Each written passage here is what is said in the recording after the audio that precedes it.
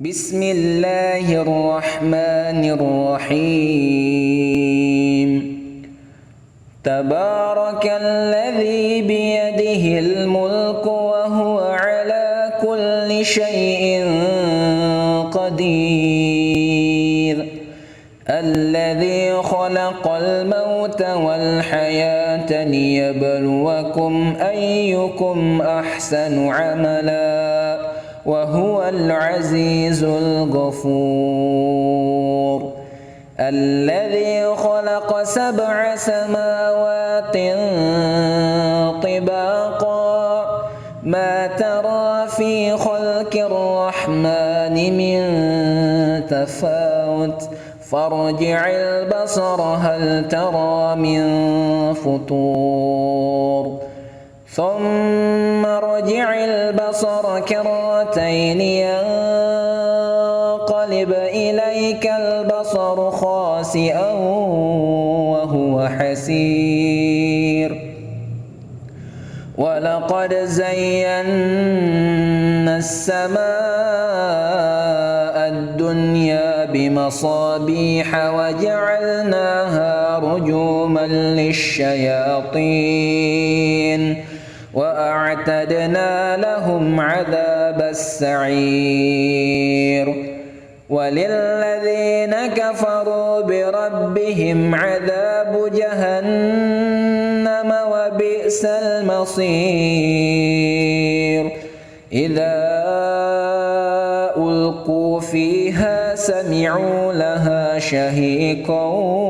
وهي تفور تكاد تميز من الغيظ كلما ألقي فيها فوج سألهم خزنتها ألم يأتكم نذير قالوا بلى قد جاءنا نذير فكذبنا وقلنا ما نزل الله من شيء إن أنتم إلا في ضلال كبير وقالوا لو كنا نسمع أو نعقل ما كنا في أصحاب السعير فاعترفوا بذنبهم فسحقا لأصحاب السعير إن الذين يخشون ربهم بالغيب لهم مغفرة وأجر كبير وأسروا قولكم أو اجهروا به إنه عليم بذات الصدور ألا يعلم من خلق وهو اللطيف الخبير هو الذي جعل لكم الأرض ذلولا فامشوا في مناكبها وكلوا من رزقه وإليه النشور أأمنتم من في السماء أن يخشف بكم الأرض فإذا هي تمور أم أمنتم من في السماء أن يرسل عليكم حاصبا فستعلمون كيف نذير ولقد كذب الذين من قبلهم فكيف كان نكير أولم يروا إلى الطير فوقهم صافات ويقبض ما يمسكهن إلا الرحمن إنه شيء بصير أمن هذا الذي هو جند لكم ينصركم من دون الرحمن إن الكافرون إلا في غرور أمن هذا الذي يرزقكم إن أمسك رزقه بل لجوا في عتو ونفور أفمن يمشي مكبا على وجهه أهدى أمن يمشي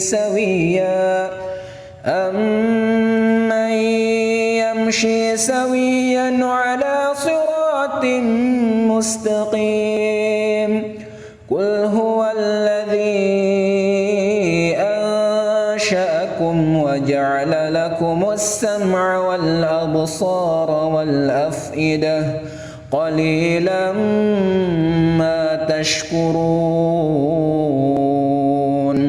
قل هو الذي ذرأكم في الأرض وإليه تحشرون ويقولون متى هذا الوعد إن كنتم صادقين قل إنما العلم عند الله وإنما أنا نذير مبين فلما رأوه زلفة سيئت وجوه الذين كفروا وقيل هذا الذي كنتم به تدعون قل أرأيتم إن أهلكني الله ومن معي أو رحمنا فمن يجير الكافرين من عذاب أليم قل هو الرحمن آمنا به وعليه توكلنا فستعلمون من هو في ضلال مبين قل أرأيتم إن أصبح ماؤكم غورا قل أرأيتم إن أصبح ماؤكم غورا فمن يأتيكم بماء معين بسم الله الرحمن الرحيم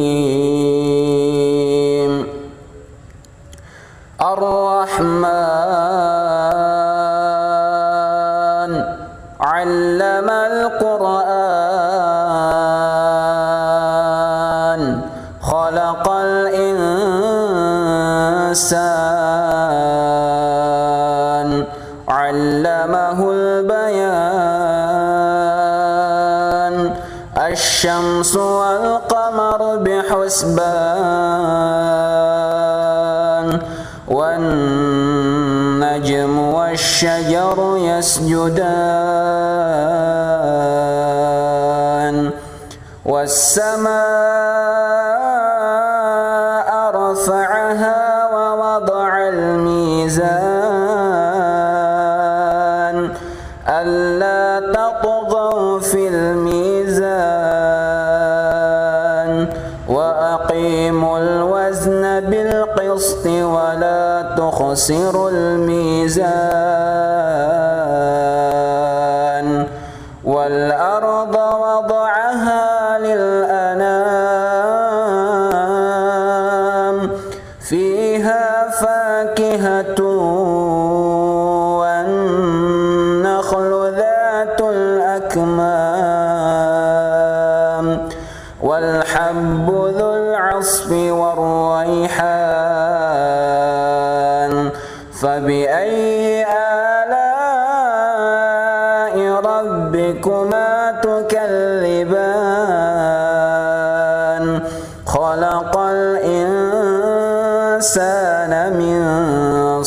صلصال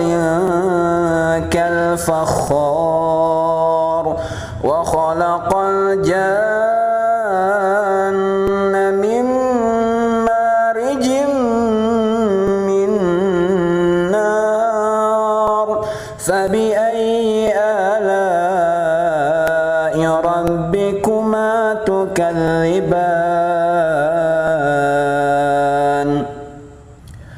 رب المشرقين ورب المغربين فبأي آلاء ربكما تكذبان مرج البحرين يلتقيان بينهما برزخ لا يبغيان فبأي آلاء ربكما تكذبان يخرج منهما اللؤلؤ والمرجان فبأي آلاء ربكما تكذبان وله الجوار المنشآت في البحر كالأعلام فبأي آلاء ربكما تكذبان كل من عليها فان ويبقى وجه ربك ذو الجلال والإكرام فبأي آلاء ربكما تكذبان يسأله من في السماوات والأرض كل يوم هو في شأن فبأي آلاء ربكما تكذبان سنفرغ لكم أيها الثقلان فبأي آلاء ربكما تكذبان يا معشر الجن والإنس إن استطعتم أن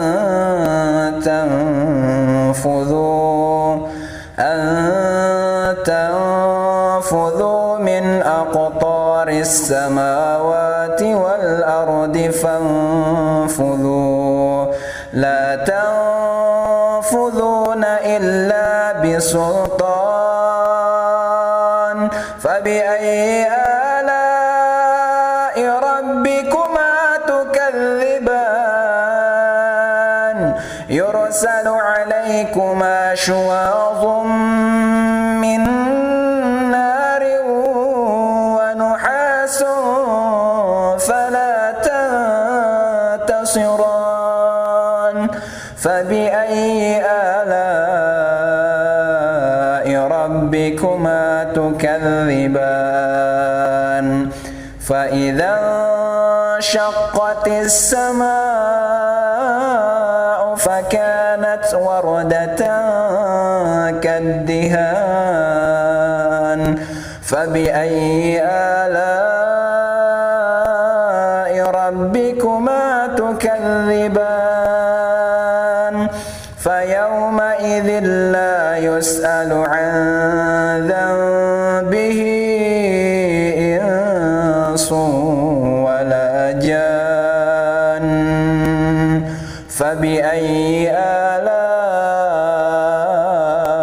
ربكما تكذبان يعرف المجرمون بسيماهم فيؤخذ بالنواصي والأقدام فبأي آلاء ربكما تكذبان هذه جهنم التي يكذب بها المجرمون يطوفون بينها وبين حميم آن فبأي آلاء ربكما تكذبان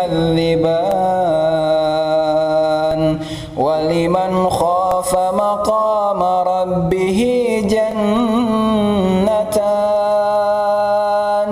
فبأي آلاء ربكما تكذبان ذواتا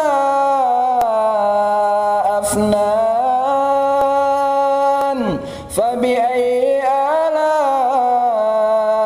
ربكما تكذبان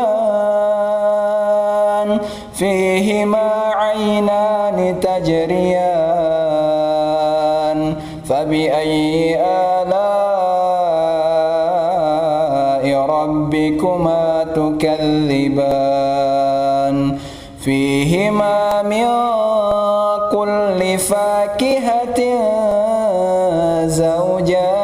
زوجان فبأي آلاء ربكما تكذبان متكئين على فرش بطائنها من استبرق وجنى الجنتين دان فبأي آلاء ربكما تكذبان فيهن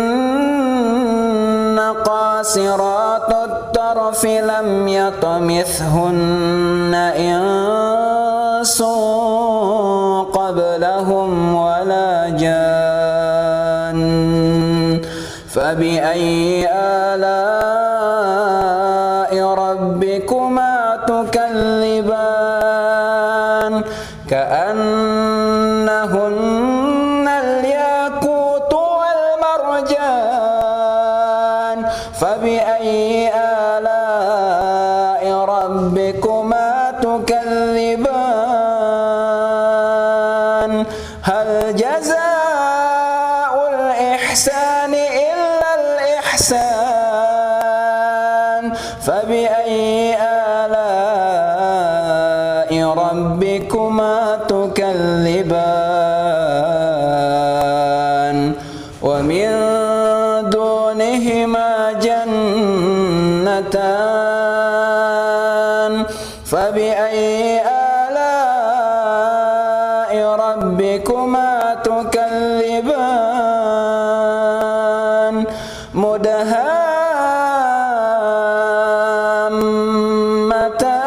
مدهامتان فبأي آلاء ربكما تكذبان فيهما عينان نضاختان فبأي آلاء ربكما تكذبان فيهما فاكهة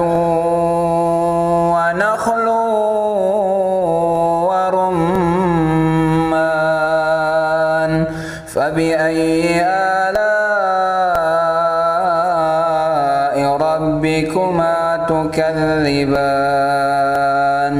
فيهن خيرات حسان فبأي آلاء ربكما تكذبان حور مقصورات في الخيام فبأي آلاء ربكما تكذبان لم يطمثهن إنس قبلهم ولا جان فبأي آلاء ربكما تكذبان متكئين على رفرف وزخرف خضر وأبقري حسان فبأي آلاء ربكما تكذبان تبارك اسم ربك ذي الجلال والإكرام.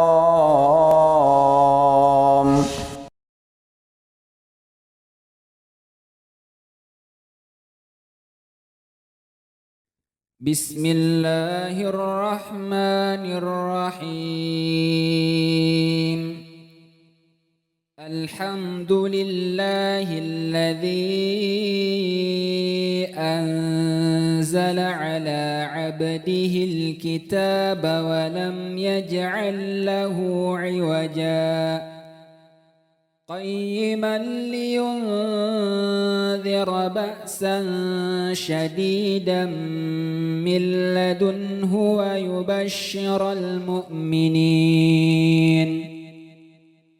ويبشر المؤمنين الذين يعملون الصالحات أن لهم أجرا حسنا ماكثين فيه أبدا وينذر الذين قالوا اتخذ الله ولدا ما لهم به من علم ولا لآبائهم كبرت كلمة تخرج من أفواههم إن يقولون إلا كذبا فلعلك باخئ نفسك على آثارهم إن لم يؤمنوا بهذا الحديث أسفا إنا جعلنا ما على الأرض زينة لها لنبلوهم أيهم أحسن عملا وإنا لجاعلون ما عليها صعيدا جرزا أم حسبت أن أصحاب الكهف والرقيم كانوا من آياتنا عجبا إذ أوى الفتية إلى الكهف فقالوا ربنا آتنا من لدنك رحمة وهيئ لنا من أمرنا رشدا فضربنا على آذانهم في الكهف سنين عددا ثم بعثناهم لنعلم أي الحزبين أحصى لما لبثوا أمدا نحن نقص عليك نبأهم بالحق إنهم فتية آمنوا بربهم وزدناهم هدى وربطنا على قلوبهم إذ قاموا فقالوا ربنا رب السماوات والأرض لن ندعو من دونه إلها لقد قلنا إذا شططا هؤلاء قوم اتخذوا من دونه آلهة لولا يأتون عليهم بسلطان بين فمن أظلم ممن افترى على الله كذبا وإذ اعتزلتموهم وما يعبدون إلا الله فأووا إلى الكهف ينشر لكم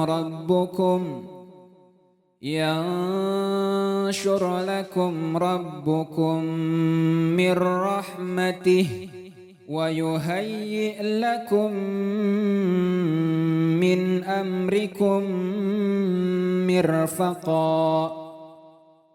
وترى الشمس إذا طلعت تزاور عن كهفهم ذات اليمين وإذا غربت تقرضهم ذات الشمال وهم في فجوة منه ذلك من آيات الله من يهد الله فهو المهتد ومن يضلل فلن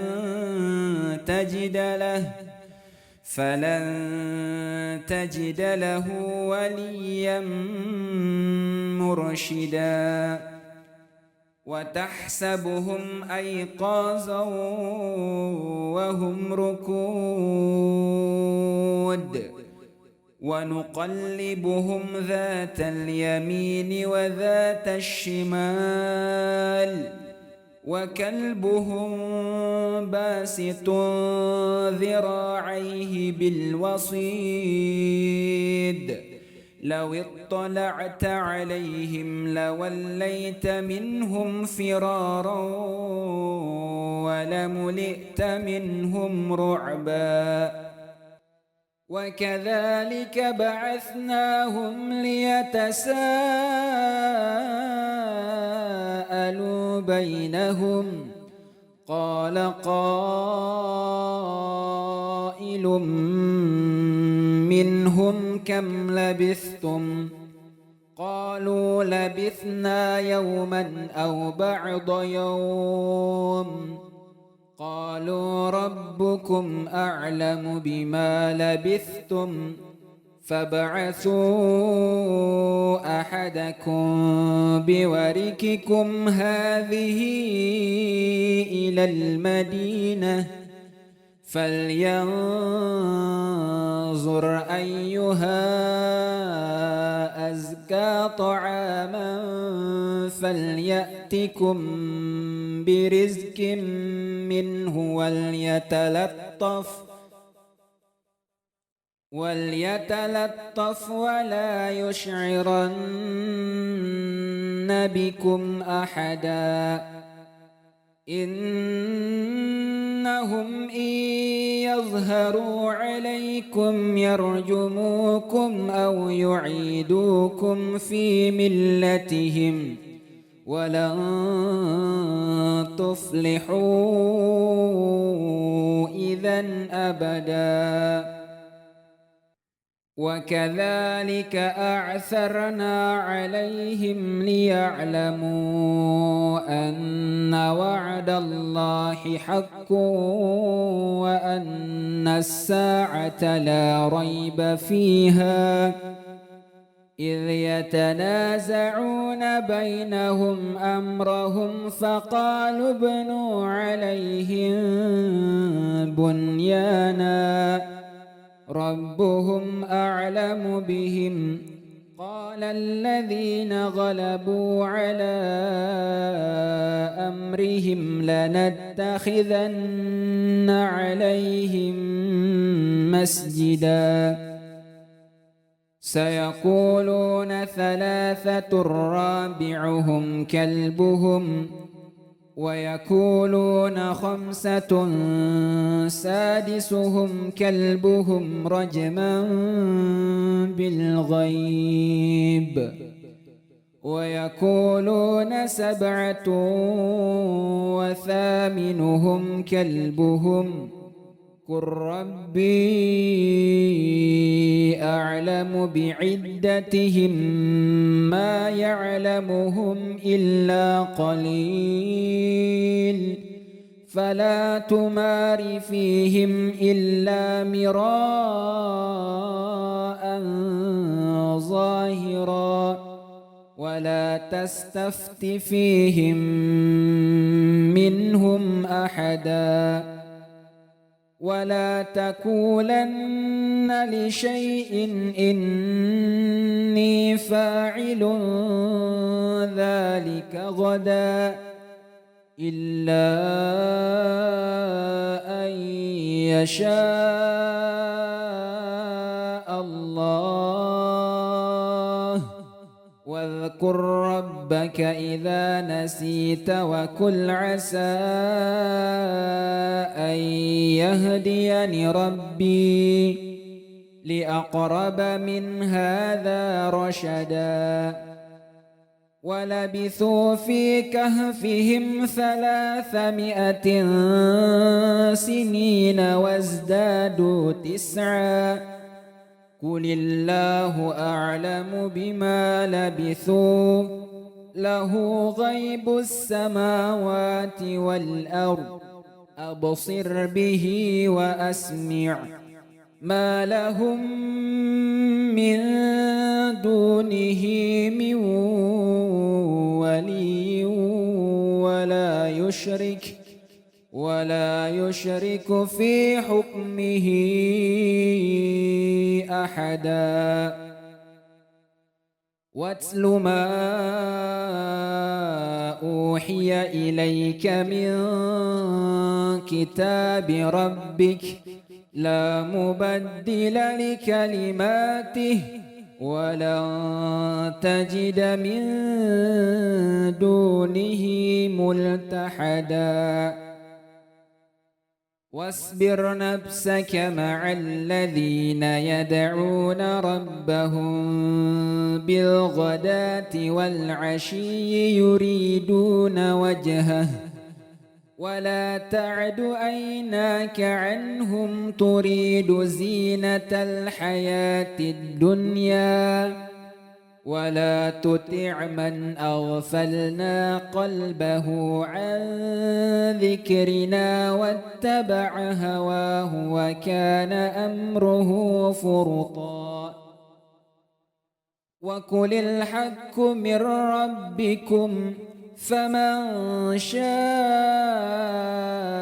فليؤمن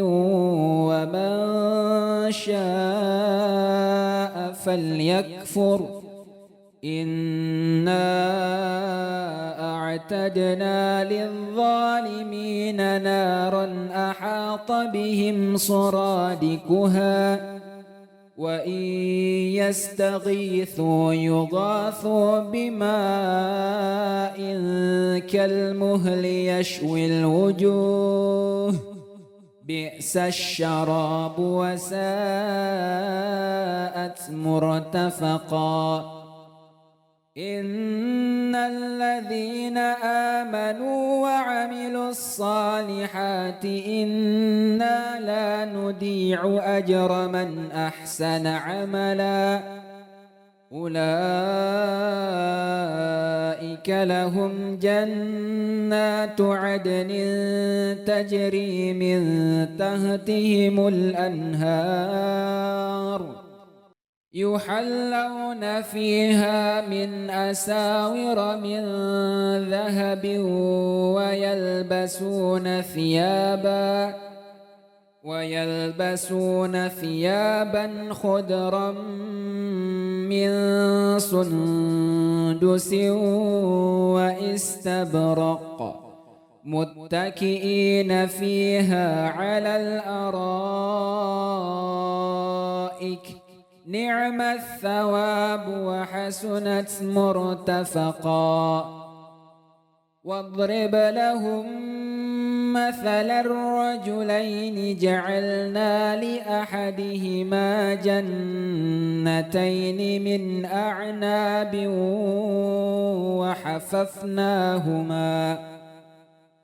وحففناهما بنخل وجعلنا بينهما زرعا كلتا الجنتين آتت أكلها ولم تظلم منه شيئا وفجرنا خلالهما نهرا وكان له ثمر فقال لصاحبه وهو يحاوره أنا أكثر منك مالا وأعز نفرا ودخل جنته وهو ظالم لنفسه قال ما أظن أن تبيد هذه أبدا وما أظن الساعة قائمة ولئن رددت إلى ربي لأجدن خيرا منها منقلبا قال له صاحبه وهو يحاوره أكفرت بالذي خلقك من تراب ثم من نطفة ثم سواك رجلا لكن هو الله ربي ولا أشرك بربي أحدا ولولا إذ دخلت جنتك قلت ما شاء الله لا قوة إلا بالله إن ترني أنا أقل منك مالا وولدا فعسى ربي أن يؤتيني خيرا من جنتك ويرسل عليها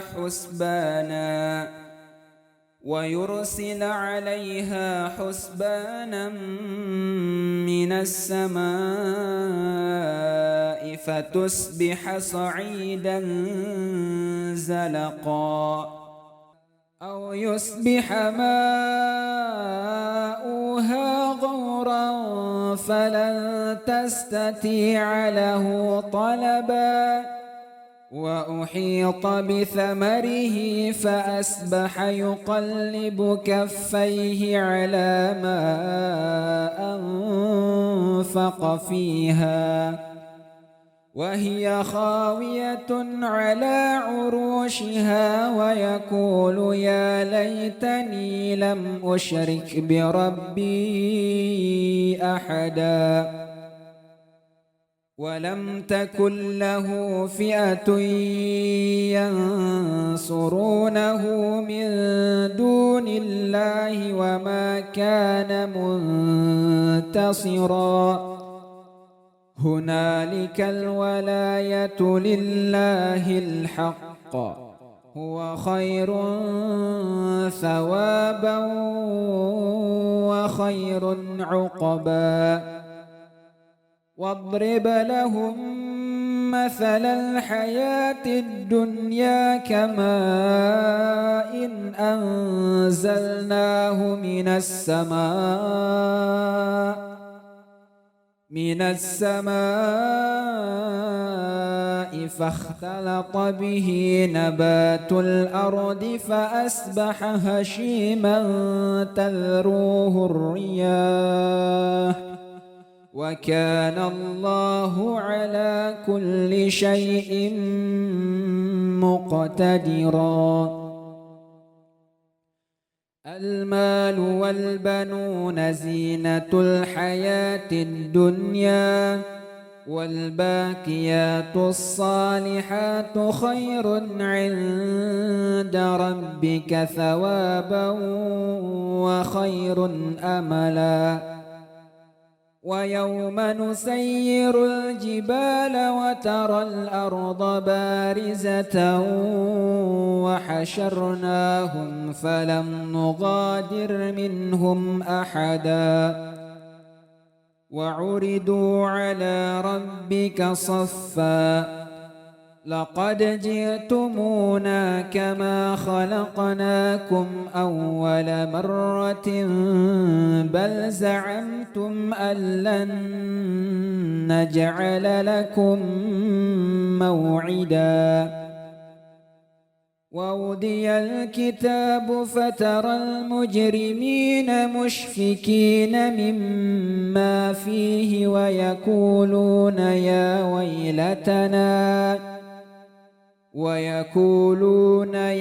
ويلتنا ما لهذا الكتاب لا يغادر صغيرة ولا كبيرة إلا أحصاها ووجدوا ما عملوا حاضرا ولا يظلم ربك أحدا وإذ قلنا للملائكة اسجدوا لآدم فسجدوا إلا إبليس كان من الجن ففسق عن أمر ربه أفتتخذونه وذريته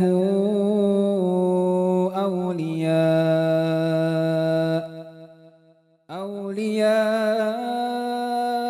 من دوني وهم لكم عدو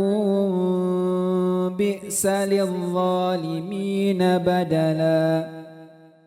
ما أشهدتهم خلق السماوات والأرض ولا خلق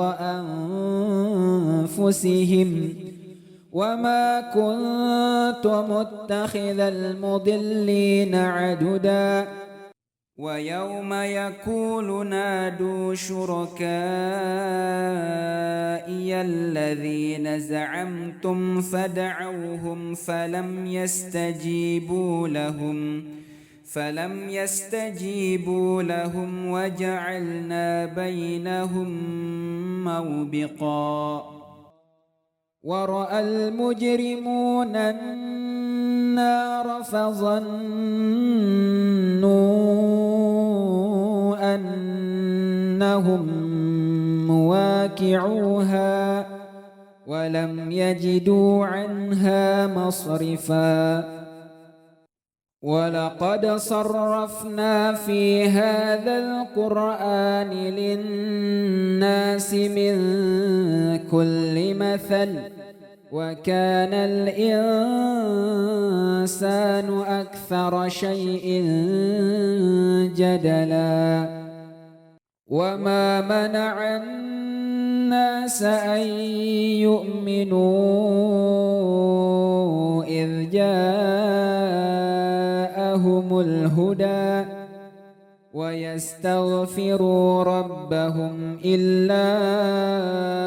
أن تأتيهم سنة الأولين أو يأتيهم العذاب كبلا وما نرسل المرسلين إلا مبشرين ومنذرين ويجادل الذين كفروا بالباطل ليدحضوا به الحق واتخذوا آياتي وما أنذروا هزوا ومن أظلم ممن ذكر بآيات ربه فأعرض عنها ونسي ما قدمت يداه إنا جعلنا على قلوبهم أكنة أن يفقهوه وفي آذانهم وقرا وإن تدعوهم إلى الهدى فلن يهتدوا إذا أبدا وربك الغفور ذو الرحمة لو يؤاخذهم بما كسبوا لعجل لهم العذاب بل لهم موعد لن يجدوا من دونه موئلا وتلك القرى أهلكناهم لما ظلموا وجعلنا لمهلكهم موعدا وإذ قال موسى لفتاه لا أبرح حتى أبلغ مجمع البحرين أو أمضي حقبا فلما بلغا مجمع بينهما نسيا حوتهما فاتخذ سبيله في البحر سربا فلما جاوزا قال لفتاه آتنا غداءنا لقد لكينا من سفرنا هذا نصبا قال أرأيت إذ أوينا إلى الصخرة فإني نسيت الحوت وما أنسانيه إلا الشيطان أن أذكره واتخذ سبيله في البحر عجبا قال ذلك ما كنا نبغي فارتدا على آثارهما قصصا فوجدا عبدا من عبادنا آتيناه رحمة من عندنا وعلمناه من لدنا علما قال له موسى هل أتبعك على أن تعلمني مما علمت رشدا قال إنك لن تستطيع معي صبرا وكيف تصبر على ما لم تحط به خبرا قال ستجدني إن شاء الله صابرا ولا أعصي لك أمرا قال فإن اتبعتني فلا تسألني عن شيء حتى أحدث لك منه ذكرا فانطلقا حتى إذا ركبا في السفينة خرقها قال أخرقتها لتغرق أهلها لقد جئت شيئا إمرا قال ألم أقل إنك لن تستطيع معي صبرا قال لا تؤاخذني بما نسيت ولا ترهقني من أمري عسرا فانطلقا حتى إذا لقي غلاما فقتله قال أقتلت نفسا زكية بغير نفس لقد جئت شيئا نكرا قال ألم أقل لك إنك لن تستطيع معي صبرا قال إن سألتك عن شيء بعدها فلا تصاحبني قد بلغت من لدني عذرا فانطلقا حتى إذا أتيا أهل قرية استطعما أهلها فأبوا أن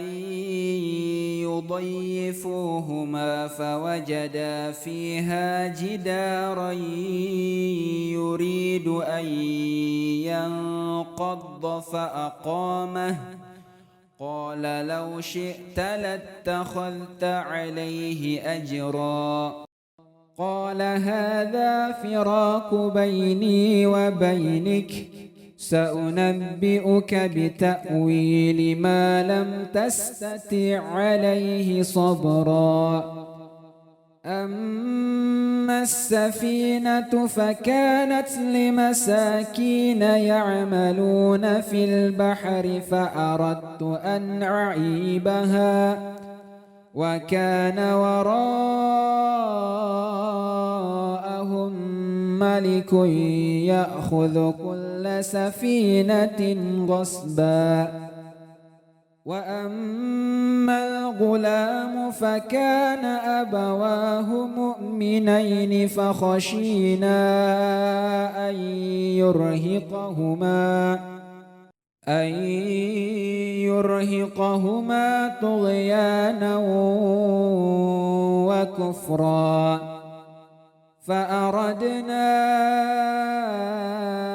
أن يبدلهما ربهما خيرا منه زكاة وأقرب رحما وأما الجدار فكان لغلامين يتيمين في المدينة وكان تحته كنز لهما وكان أبوهما صالحا فأراد ربك أن يبلغا أشدهما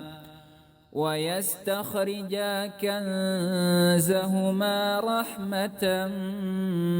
من ربك وما فعلته عن أمري ذلك تأويل ما لم تستطع عليه صبرا ويسألونك عن ذي القرنين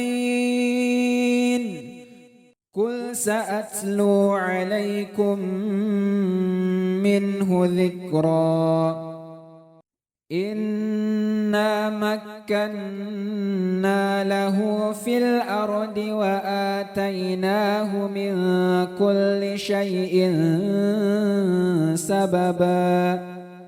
فأتبع سببا حتى إذا بلغ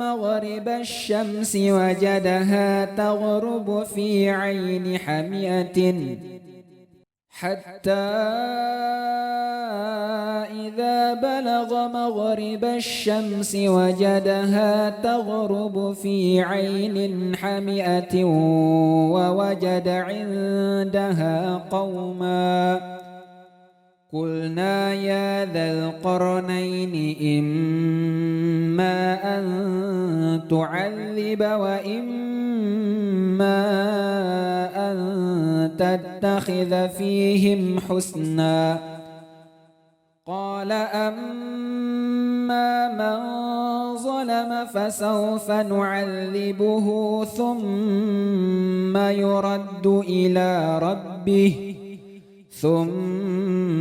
يرد إلى ربه فيعذبه عذابا نكرا وأما من آمن وعمل صالحا فله جزاء الحسنى وسنقول له من أمرنا يسرا ثم أتبع سببا حتى إذا بلغ مطلع الشمس وجدها تطلع على قوم لم نجعل لهم من دونها سترا كذلك وقد أحطنا بما لديه خبرا ثم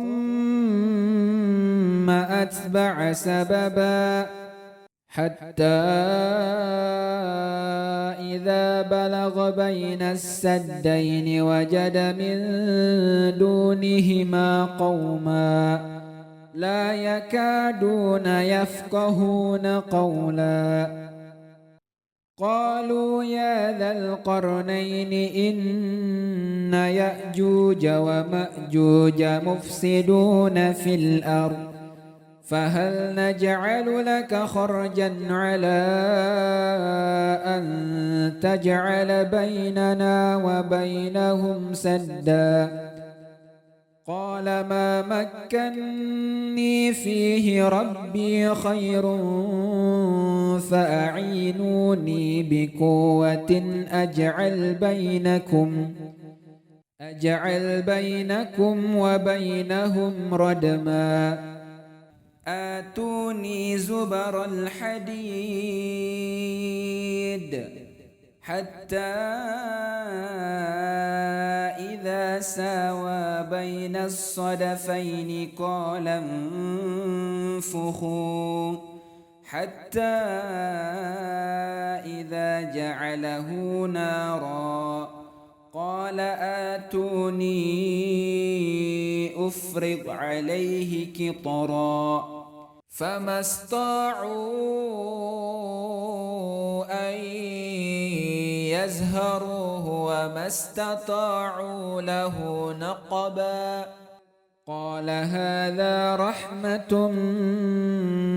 من ربي فإذا جاء وعد ربي جعله دكا وكان وعد ربي حقا وتركنا بعضهم يومئذ يموج في بعد ونفخ في الصور فجمعناهم جمعا وعرضنا جهنم يومئذ للكافرين عرضا الذين كانت أعينهم في غطاء عن ذكري وكانوا لا يستطيعون سمعا أفحسب الذين كفروا أن يتخذوا عبادي من دوني أولياء إنا أعتدنا جهنم للكافرين نزلا قل هل ننبئكم بالأخسرين أعمالا الذين ضل سعيهم في الحياة الدنيا وهم يحسبون أنهم يحسنون صنعا أولئك الذين كفروا بآيات ربهم ولقائه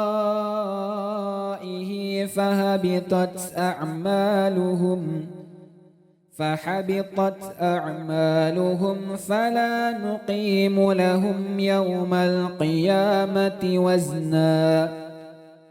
ذلك جزاؤهم جهنم بما كفروا واتخذوا آياتي ورسلي هزوا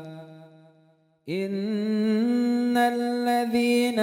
آمنوا وعملوا الصالحات كانت لهم جنات الفردوس نزلا خالدين فيها لا يبغون عنها حولا قل لو كان البحر مدادا لكلمات ربي لنفد البحر قبل أن تنفد كلمات ربي ولو جئنا بمثله مددا قل إنما أنا بشر مثلكم يوحى إلي أنما إلهكم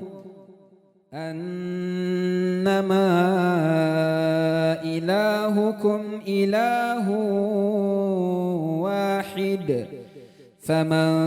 كان يرجو لقاء ربه فليعمل عملا صالحا ولا يشرك بعبادة ربه أحدا